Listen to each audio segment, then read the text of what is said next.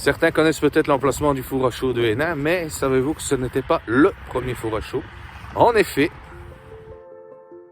en septembre 1812, M. Augustin Dubuffet, un Boussutois, reçoit l'autorisation de bâtir un chauffe-four, un four à chaud, ici à l'entrée du village de Hénin. Le four fonctionnera à cet endroit jusqu'à plus ou moins 1890, date à laquelle il sera déménagé de l'autre côté de la grande route, à proximité immédiate de la carrière.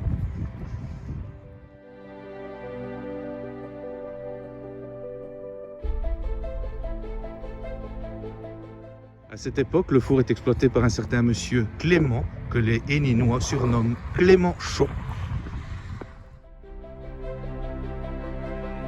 Monsieur Clément, qui chaque matin remonte la rue de la Station et l'actuelle avenue du Souvenir pour se rendre sur son lieu de travail.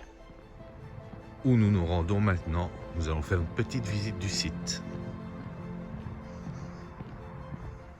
Nous voici à l'entrée du four à chaud de Hénin, mais je vous propose de grimper sur les superstructures pour y commencer notre petite visite. Je vous avoue faire preuve ici d'un petit peu de chauvinisme car le site est majoritairement situé sur le territoire d'Élouges.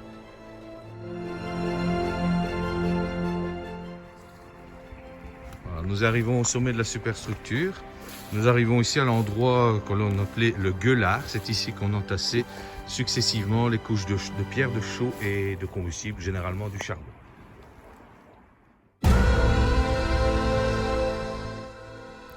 Et un petit tour dans le four, ça vous dit? Allez, allons-y.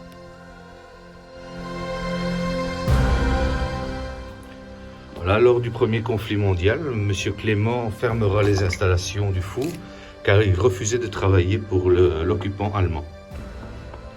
Après le premier conflit mondial, M. Clément fera moderniser les installations, ce qui permettra à la production de chaux d'augmenter jusqu'à 1000 tonnes par an.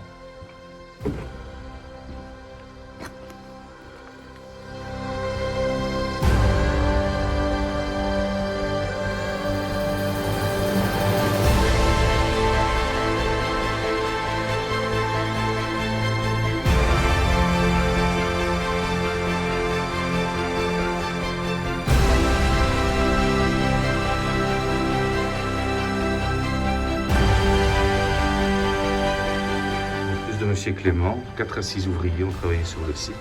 Dans les années 30, suite à un éboulement, un ouvrier dut être amputé des 2 jambes.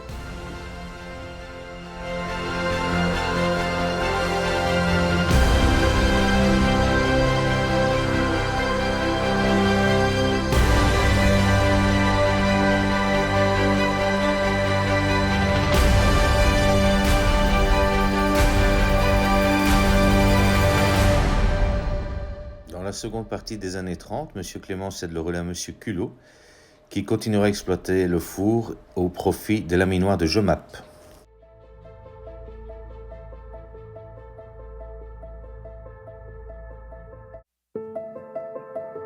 Si le site du four fut laissé à l'abandon, la carrière, elle, servit de site d'appoint aux exploitants de la carrière d'Élouges-Dour jusqu'en 1972 à peu près.